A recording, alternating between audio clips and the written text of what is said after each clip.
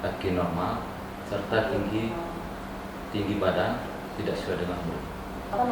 Pernah saya dengar istilah 1000 hari kehidupan pertama.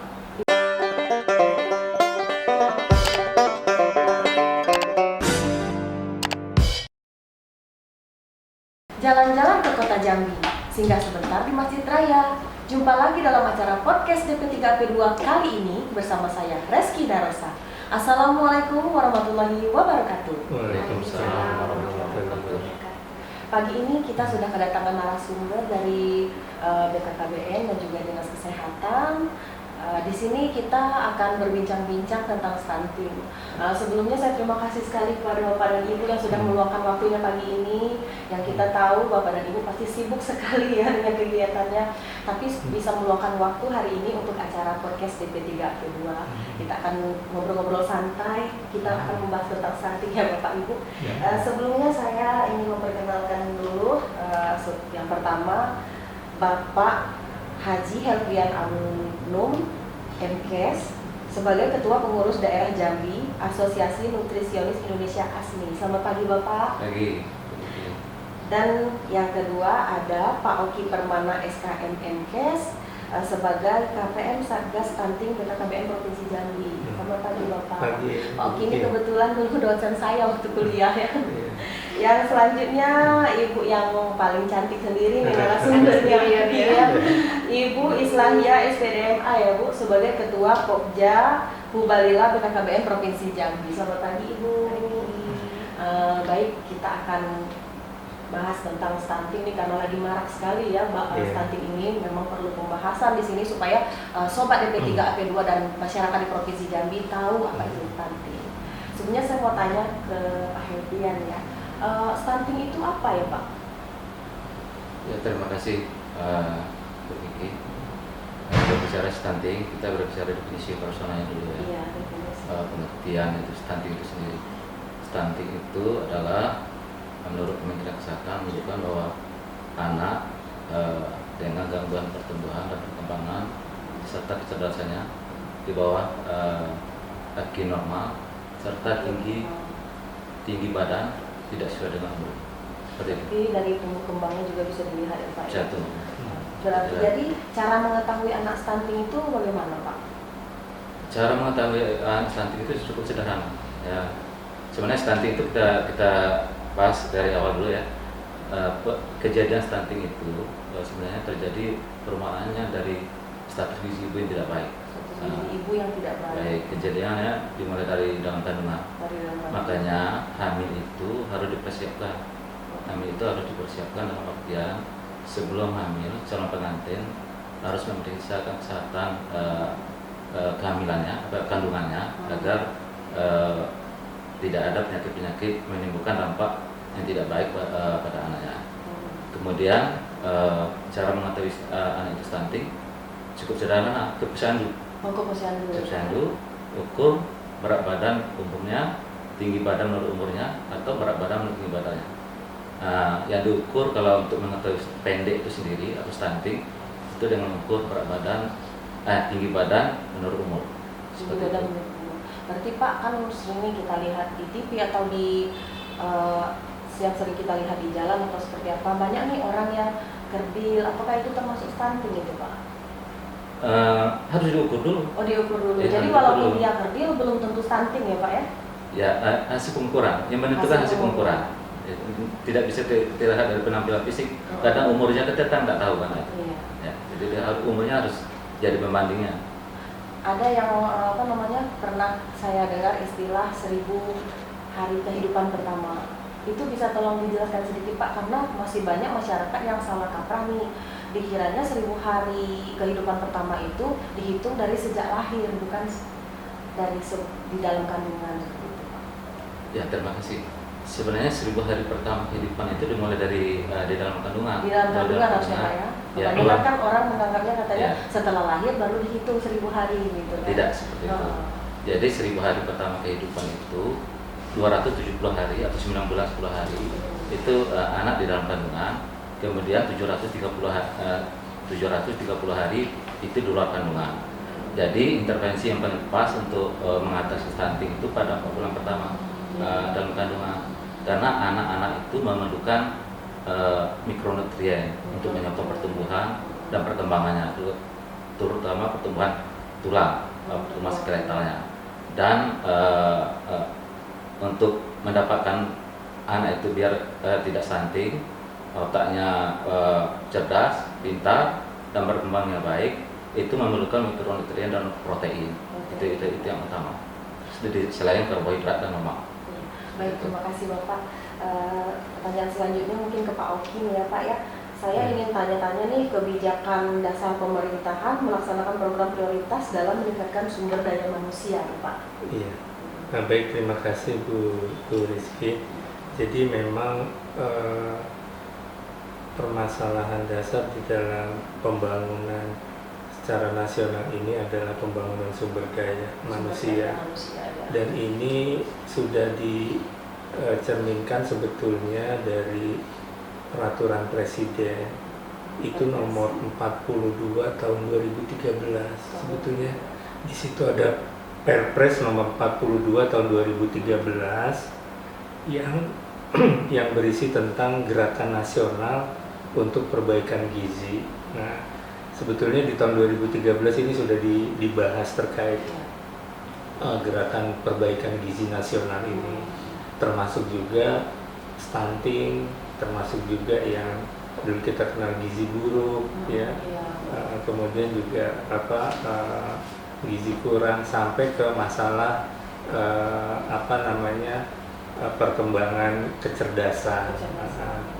Nah, tetapi pada tahun 2021 ini diperbarui dengan Perpres nomor 72 tahun 2021 tentang percepatan penurunan stunting.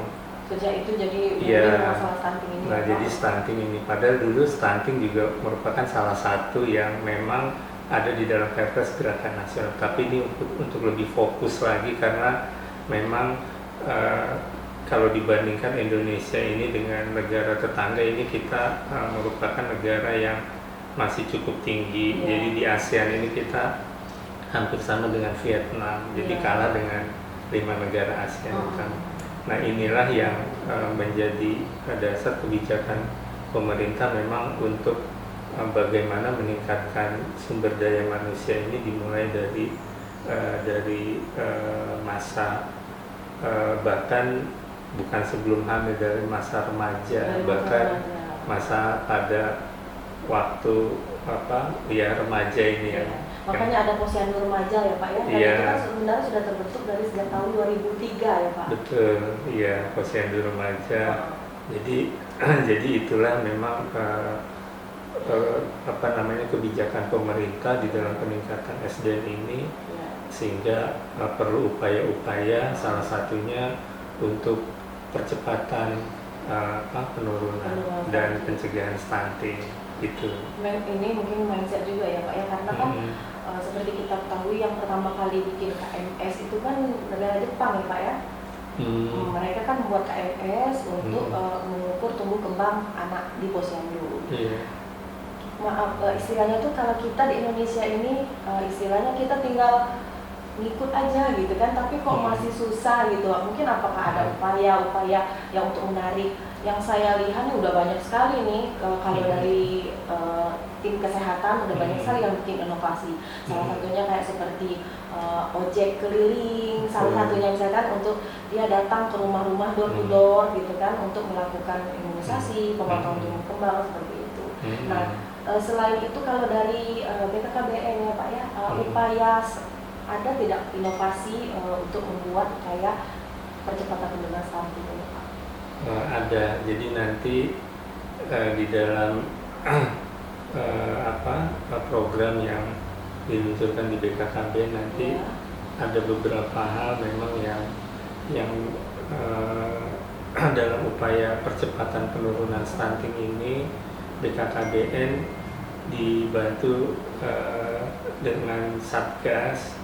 Ini berdasarkan dari peraturan Kepala Badan Kependudukan dan Keluarga Berencana Nasional BKKBN, itu Perban nomor 12 tahun 2021 tentang RANPASTI, Rencana Aksi Nasional Percepatan Penurunan Stunting.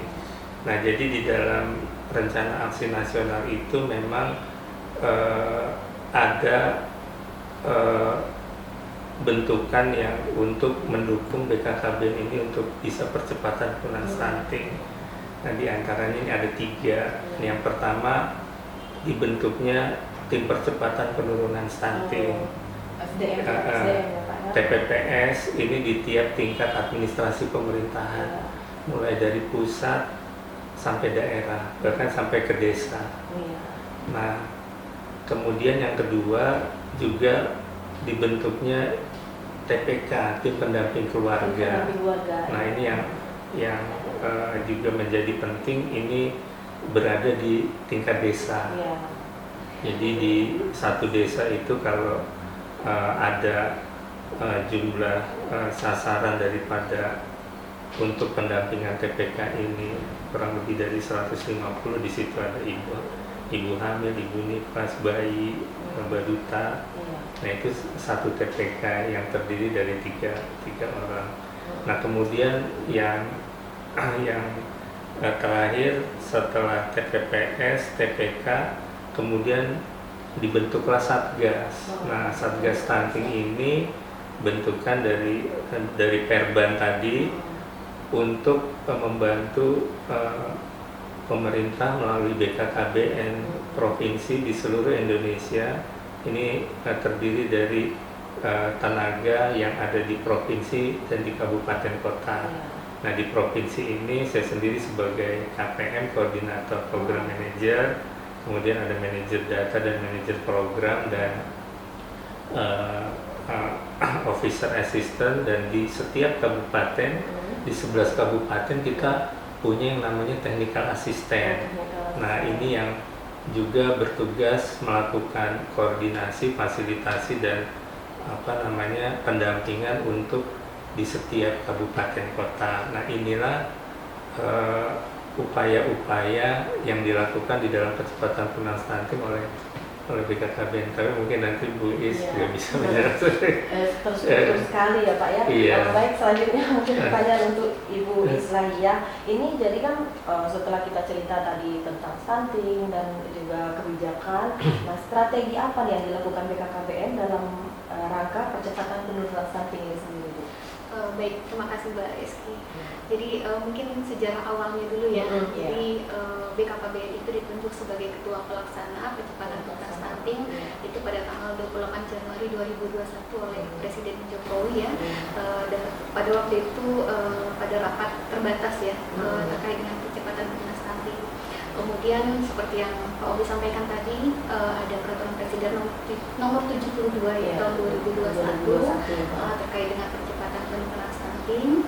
Kemudian kalau untuk BKKBN sendiri, pendekatan kita sebagaimana core-nya BKKBN, pendekatan kita untuk intervensi stunting itu adalah pendekatan keluarga. Jadi kita berharap dan berharap untuk menyediakan keluarga-keluarga muda yang berkualitas. Jadi sebenarnya seiring sejalan dengan 1000 HPK tadi Mbak. Ya, jadi mulai dari remaja dipersiapkan, karena kita tahu bahwa sekarang ini kan kita masih mengalami yang namanya bonus demografi ya. Nah, jadi banyak sekali dominasi dari penduduk usia produktif. Nah, ini yang harus kita persiapkan karena mereka akan menjadi keluarga-keluarga muda nantinya. Jadi mulai dari 1000 HPK ini sudah harus dipersiapkan sehingga nanti yang akan dihasilkan adalah generasi-generasi emas. Seperti yang saya ketahui kan di BKKBN ini kan ada program yang Duta Genre itu ya Bu ya. Itu salah satu untuk percepatan penurunan stunting juga. Salah satunya. Di situ kan juga untuk remaja-remaja ini dia berpeluang sekali, seperti dia menjadi duta genre itu dia bisa menjadi konselor sebaya. Tapi kita diuntungkan juga karena sudah ada undang-undang yang mengatur tentang usia pernikahan ya.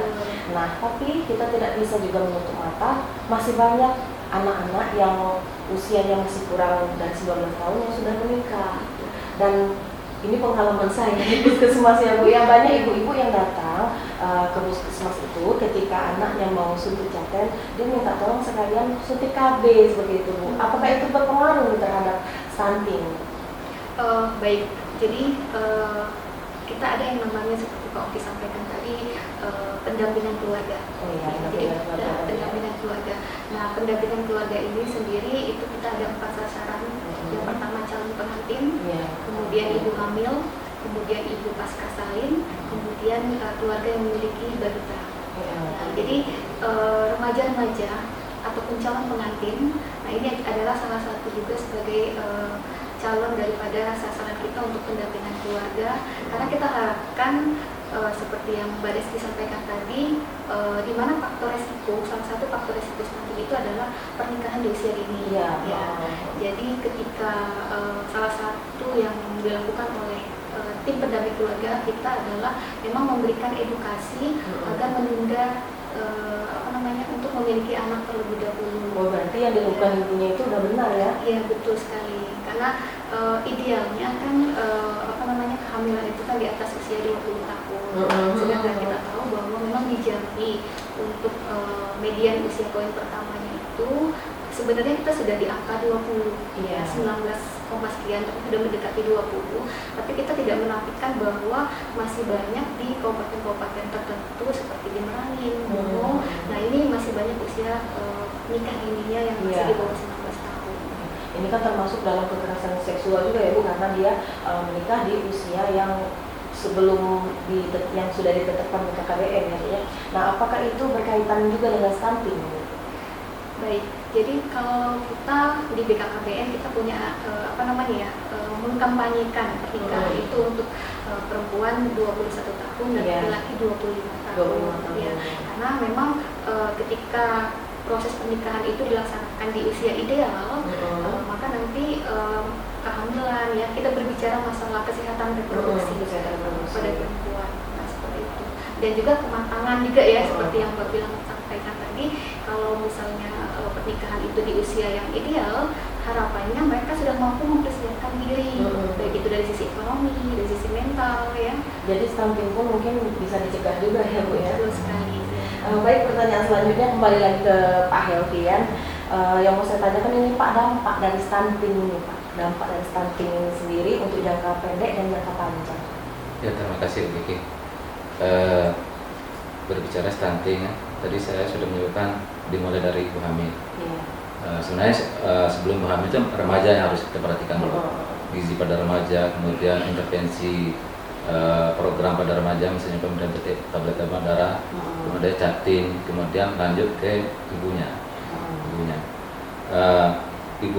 Ibunya kita intervensi juga. Kalau ibunya kita intervensi, misalnya persiapan hamil tadi saya sebutkan, nilainya tidak boleh kurang dari 23, kemudian tinggi badannya tidak boleh kurang dari 140 ya. Nah, itu faktor risiko untuk terkena anaknya menderita stunting. Jadi dampak jangka panjangnya itu disebut dengan IUGR, intra uterus growth retardation.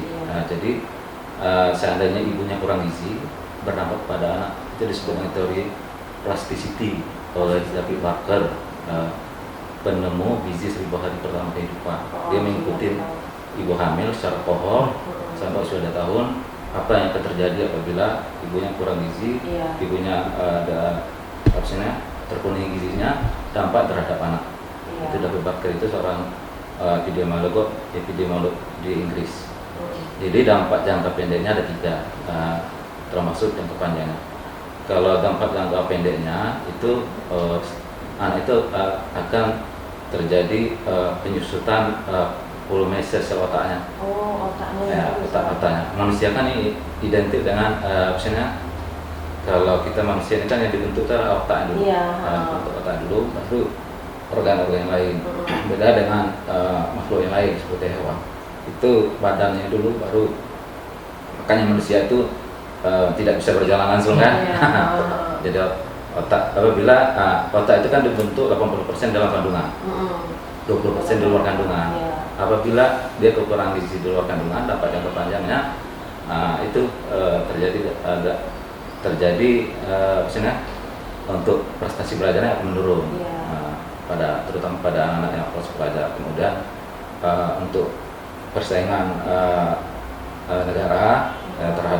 keluar itu tidak bagus juga. Tidak bagus. Itu yang pertama. Kemudian dampak jangka pendek selanjutnya adalah anak itu menjadi pendek. Pendek. Tinggi badannya Pendek kurang pendek. ideal gitu Ya, kurang ideal, tidak sesuai dengan standar. Seharusnya anak yang pada lahirnya kan seharusnya 2.500 ke atas 2.500. Kalau dia bawah dari 2.500 sudah itu kemudian 48 cm kalau panjangnya itu sudah termasuk stunting. Nah, itu dampaknya nanti organ-organ tubuhnya menjadi terhambat ya Pak. terhambat. Seperti yang kita tahu kan Pak ya, kalau sekarang ini kan udah banyak sekali nih vitamin-vitamin untuk menambah kecerdasan anak atau segala macam. Kan banyak nih, misalnya anak-anak yang sekolah tiba-tiba waktu di sekolah ini kemampuannya kurang nih. Jadi ibunya kan sibuk nih beli vitamin ini, vitamin itu supaya anaknya pintar. Apakah vitamin itu sebenarnya mempengaruhi nih Pak? Kan seperti Bapak bilang Ya, berbicara tumbuh kembang ya. 80% kan Ya. otak anak itu dibentuk dari sejak di kandungan. Di luar itu hanya 20%. Ya. Nah, kalau dibantu dengan vitamin untuk misalnya mencerdaskan otak anak atau segala macam, apakah itu berpengaruh gitu Pak? Ada pengaruhnya, ada. Kan tetap ada Tidak pengaruhnya banyak. Pak. Tapi Kayak ya, misalnya susu-susu yang mahal gitu, Ya, misalnya ya, gitu ya. kan banyak kan ibu-ibu gitu. ya, yang utamanya gini Bu Kiki. Yang utamanya kita melakukan setelah anak itu dilahirkan dilakukan IMD. Iya. Inisiasi menyusui dini. Inisiasi menyusui dini. Menyusui dini. Nah, itu sesegera mungkin kepada anak. Kemudian diberikan ASI selama 6 bulan tanpa makanan lain. Iya. Itu sudah bisa dilihat, sudah banyak ibu-ibu sudah berhasil memberikan itu. Contohnya di AIMI Jambi, komunitas AIMI Jambi itu yang opsinya pro terhadap ASI. Nah, kemudian memberikan makanan pendamping ASI, memberikan pemberian makanan pendamping air susu ibu. Selain ASI ini kan setelah 6 bulan itu produksinya sudah menurun. Kemudian di atas 6 bulan baru diberikan makanan pendamping ASI yang adekuat. Nah, tapi tinggi protein. Tinggi protein dalam artian ada perbedaan pemberian protein pada anak dengan orang dewasa. Karena anak-anak itu diberikan protein banyak, tujuan adalah untuk menyokong pertumbuhan. Beda kita dewasa, kebutuhan protein kita dewasa ini 1 gram per kilogram berat badan. Kalau anak-anak itu 2 gram per kilogram berat badan. Makanya kalau kita ingin membuat anak kita pintar, tinggi, itu harus banyak mengkonsumsi bahan makanan tinggi protein, terutama dari ikan. Ikan ASI itu banyak mengandung omega 3, omega 6. Ikan banyak mengandung omega 3, omega 6. Itu untuk membantu menyokong pertumbuhan otak dan perkembangan. Makanya mungkin anak-anak yang tinggalnya berada di di daerah laut gitu kan banyak yang minta pintar ya Pak ya. Idealnya seperti itu. Idealnya seperti itu. Seperti Terus itu. ini Pak untuk genetik nih kan katanya kalau orang tuanya pendek, anaknya pendek, atau orang tuanya tinggi, anaknya juga bisa tinggi. Apakah itu benar istilah itu Pak? Sebagian ahli menyatakan itu ada berapa persen kira-kira Pak? Paling banyak 5% itu hanya 5%. Kan banyak orang kan aku mau cari calon suami yang tinggi lah memperbaiki keturunan kan banyak orang seperti itu. Ternyata jadi sobat DP3P2 pengaruhnya itu hanya 5%. Jadi tidak terlalu berpengaruh terhadap genetik ya Pak ya. Tidak. Sebenarnya pertumbuhan anak ini di seluruh dunia itu hampir sama. Iya. Lihat saja berat badan lahir itu sama. Tumbuh kembang sama. Yang membedakan cara pemberian makanan. Kita orang Indonesia ini pemberian makanannya banyak karbohidrat. Iya benar. Banyak Seperti nasi ini saya mencontoh diri saya sendiri. Iya. Saya ini anak seorang PNS, ibu saya PNS, bapak saya PNS. Dititip dengan nenek, itu dikasih makanan hanya karbohidrat. Iya. Nasi dikunyah, dimamak, kasih disuapin ke saya. Baru saya makan nasi serupa namanya, kan tidak ada nilai gizinya lagi, apalagi tidak ada lauknya, itu kan sumber karbohidrat. Idealnya harus ada protein, harus ada vitamin dan mineral sayuran. Seperti itu pemberian makanan pada anak. Pemberian makanan pada anak itu dimulai dari makanan cair, makanan lembek, makanan lunak, sesuai dengan umurnya. Makanan cair itu 6 sampai 8 bulan, makanan lembek 9 sampai 11 bulan, kemudian sampai 11 sampai makanan Sudah bisa 9 sampai itu sampai 11 bulan. 11 bulan, 12 bulan itu makanan lembek. Heeh. Di atas 1 tahun itu sudah makanan biasa seperti sudah makanan nasi keluarga. bulat itu ya Pak. Cara pembuatannya tidak harus sama. Makanan apa yang dimakan oleh keluarganya itu harus sama Bu Kiki. Iya. Harus sama, jangan dibedakan. Heeh. Tapi proses pengolahannya, maksudnya pembuatannya, Teksturnya misalnya mungkin ayam, agak sedikit lunak misalnya. nggak usah dikhusus. Apa nasi yang dibuat di rumahnya, diayak pakai ayak yang besi itu. Iya. Jadi tidak perlu dikunyah oleh orang tuanya ya Tidak Pak perlu ya. dikunyah oleh orang tuanya atau tidak perlu dicampur air yang banyak. Heeh. Karena anak itu mempunyai refleks menelan tersendiri. Makanya menyusui itu kan sedotan yang paling kuat pada anak bayi. Tadi menambahkan sedikit terkait dengan apa yang disampaikan Bu Kiki, dampak ketiga tadi tentang stunting. Iya. Itu terjadi gangguan metabolik. Oh, gangguan metaboliknya. Misalnya teori plastisitas, ibunya kecil, hari-hari anak itu menjadi kecil.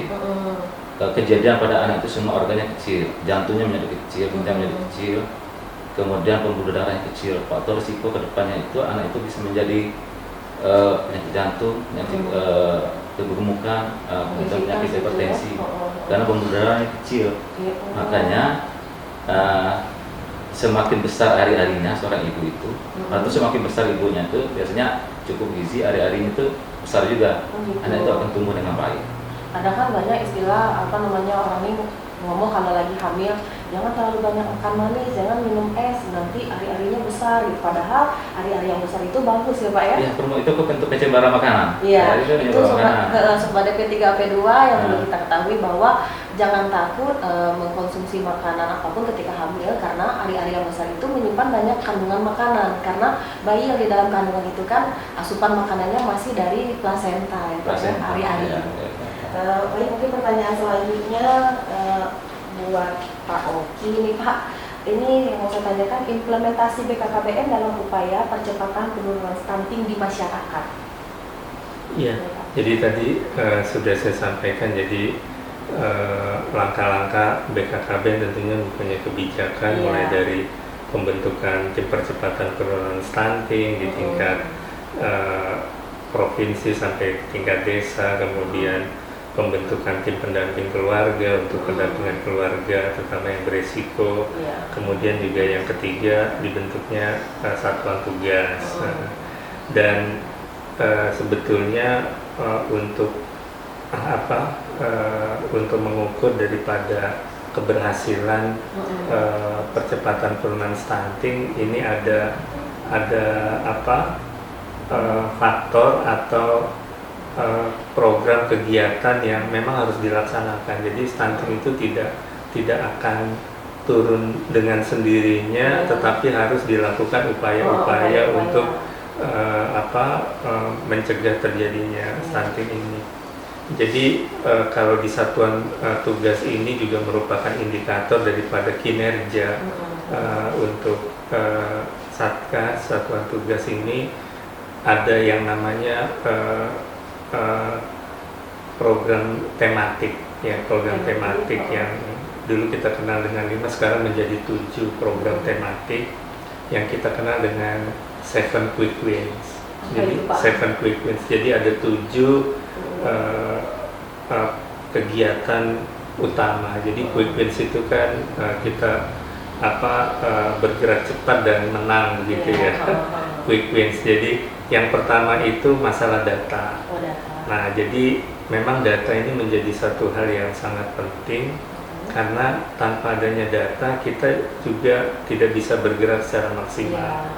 Nah, data ini nanti dikaitkan dengan pendampingan keluarga. Jadi kita BKKBN punya pendataan keluarga yang kita kenal dengan PK21 kemarin, kemudian diperbarui dengan PK22, kemudian di 23. Jadi itu di PK21 diupdate namanya. Diupdate itu kemudian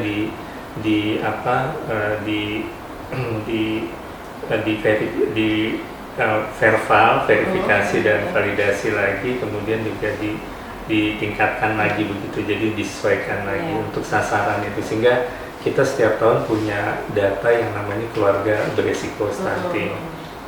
Nah itu yang pertama, data dengan pendampingan keluarga ini yang dilakukan oleh TPK-TPK di desa. Kemudian yang ketiga adalah aplikasi elektronik siap nikah siap hamil, LCMIL namanya. Siap nikah siap hamil. Siap hamil. Nah jadi tugas dari TPK ini mencari sasaran berdasarkan data adalah calon pengantin yang sebetulnya 3 bulan sebelum menikah ini sudah harus ditemukan. Oh gitu. Nah, ketika itu ditemukan, itu bisa nanti dilakukan pemeriksaan, apakah nanti calon ibunya itu KEK, misalnya kurang energi kronis, sehingga menjelang dia menikah di 3 bulan setelahnya dia bisa menambah berat badan. Kalau anemia dia bisa perbaiki aneminya supaya tidak anemi ketika dia nanti menikah, dan juga itu yang akan mengurangi resiko ketika dia hamil terjadinya BBLR, kan itu juga resiko stunting. Nah suaminya nih, calon suaminya juga kalau dia merokok itu juga beresiko untuk istri dengan anaknya kan menjadi perokok pasif. Nah ini juga bisa mengakibatkan nanti stunting juga. Iya, jadi inilah yang dilakukan dan dengan aplikasi LCMIL itu ya. Kalau di kesehatan kan ada yang namanya e-cohort kan, itu juga pencatatannya seperti itu. Jadi bagaimana mengupayakan sebelum dia menikah kondisinya sudah bagus. Permasalahannya kan banyak yang menikah itu dadakan, jadi mau menikah seminggu kemudian baru sibuk melapor ke kemana, ke KUA, ke puskesmas. Kita tidak bisa juga memang ada yang udah hamil duluan misalnya gitu kan, gimana kita mau memantaunya dari 3 bulan sebelum dia menikah gitu kan. Betul. Nah jadi kalau misalnya hal ini terjadi, mereka juga kalau sudah ingin menikah, sudah menyebar undangan, memang pernikahannya tidak bisa kita batalkan, tetapi kami dari BKKBN melalui TPK juga melalui KUA bekerja sama ini tetap dinikahkan tetapi menunda kelahiran. Jadi sampai kondisi ibunya itu sehat baru dia. Jadi itulah upayanya. Kemudian yang ketiga adalah kita juga melakukan yang namanya mini lokakarya itu di kecamatan. Jadi setiap bulan itu di tingkat kecamatan itu akan diekspos bagaimana kondisi ibu hamil, berapa ibu hamilnya, berapa balitanya, kemudian bagaimana kondisi kesehatannya, kemudian ada tidak anak yang stunting, sudah dilakukan intervensi atau belum. Jadi itulah dilakukan mini lokakarya setiap bulan untuk mengevaluasi itu. Jadi nanti hasil dari mini lokakarya ini dilanjutkan kepada intervensi yang kita namakan audit kasus stunting. Nah inilah yang keempat.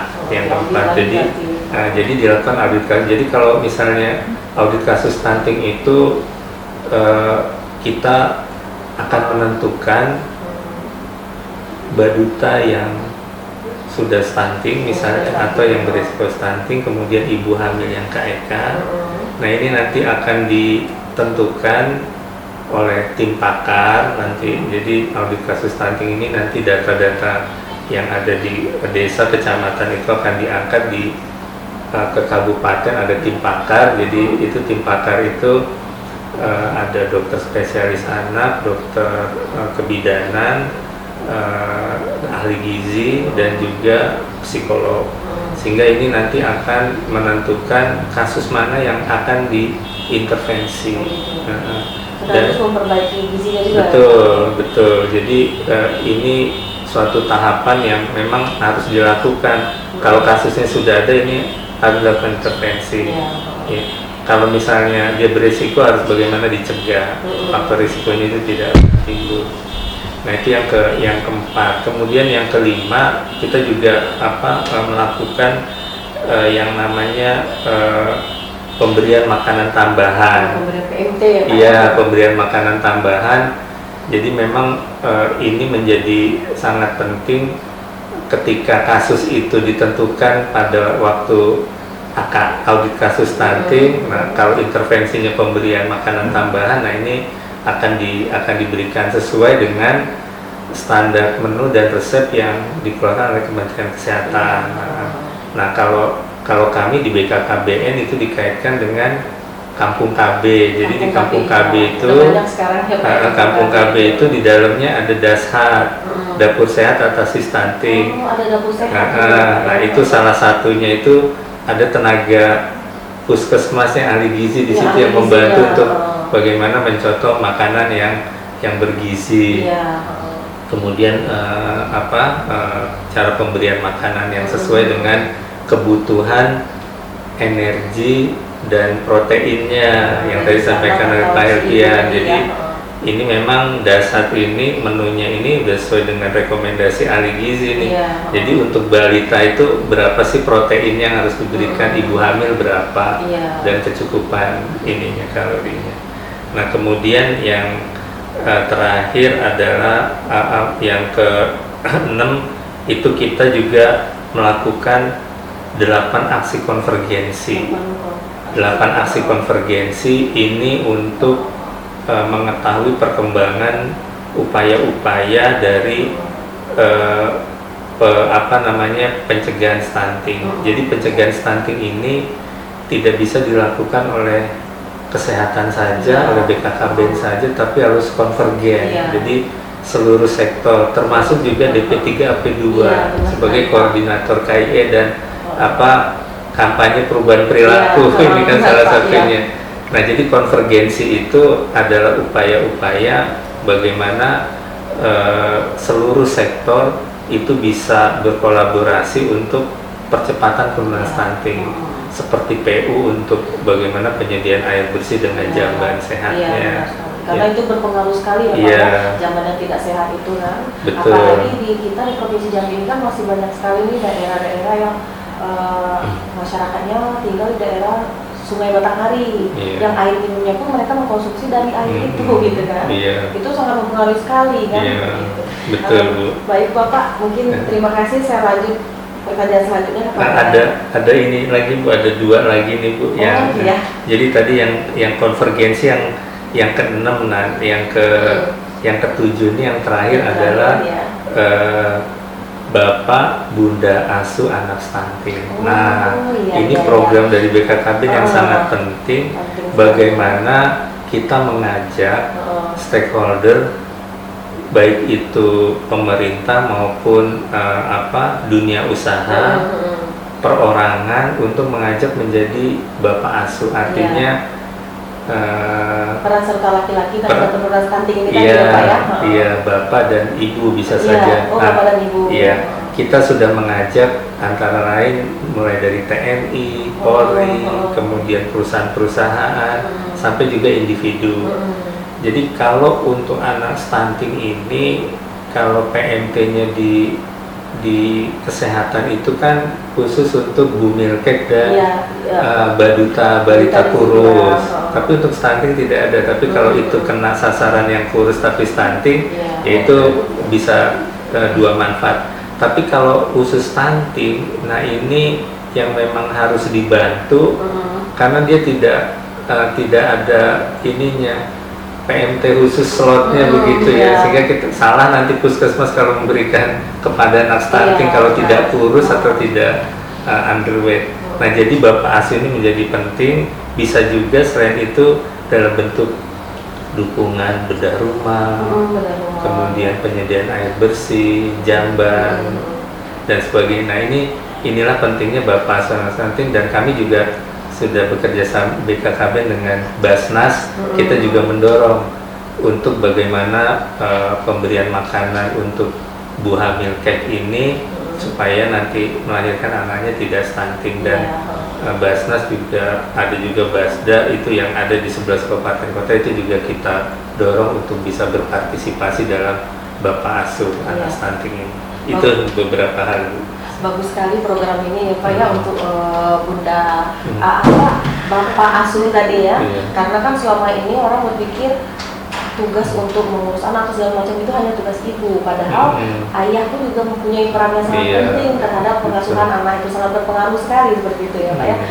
Mungkin karena sebenarnya masih banyak lagi yang ingin ditanyakan yang kita berbincangkan, tapi karena mungkin durasi juga ya Pak, Durasi. saya mohon maaf dan terima kasih juga sebenarnya kepada Bapak dan Ibu yang sudah meluangkan waktunya hari ini untuk menjadi narasumber Iya. di podcast kami di P3AP2. Terima kasih banyak, mungkin lain waktu kita bisa bincang-bincang santai lagi atau mungkin kita tukeran ya Bu ya podcast di PKKBN ya, amin ya Allah. Mungkin sekian sebelum saya akhiri podcast ini, saya ingin minta statement closing nih dari Ibu Isyamia mungkin. Baik, terima kasih. Jadi berbagai program dalam rangka percepatan penurunan stunting. Jadi kami juga menghimbau kepada masyarakat. Yang pertama untuk calon pengantin. Ya, Kita punya ada aplikasi LCMIL ya. aplikasi LCMIL. Ya, elektronik siap nikah dan siap hamil. Mohon kepada seluruh calon pengantin Ya. agar dapat mengisi aplikasi tersebut, mengunjungi fasilitas kesehatan, memeriksakan kesehatannya, kemudian nanti akan mendapatkan sertifikat. Baik. Ya, yang siap nikah dan siap hamil. Kemudian yang kedua, himbauan kepada kami juga seperti yang Pak Oki sampaikan tadi, mari bergabung menjadi Bapak dan Bunda asuh anak Bapak dan stunting. Bunda asuh. Baik Sobat DP3AP2, sedikit saya tarik kesimpulan dari statement closing yang telah diberikan tadi, bahwa di Provinsi Jambi ini khususnya dari BKKBN sudah memiliki aplikasi yang namanya LCMIL. LCMIL ya. Elektronik siap nikah siap hamil. Terus Sobat DP3AP2 silakan isi, bisa masuk ke aplikasi ya Bu ya. Dan yang kedua, jadilah bapak asuh untuk anak-anak kita. Untuk penurunan stunting. Baik, sekian podcast kali ini. Lebih dan kurang saya mohon maaf. Saya akhiri dengan wabillahi taufiq wal hidayah. Wassalamualaikum warahmatullahi wabarakatuh. Waalaikumsalam warahmatullahi wabarakatuh.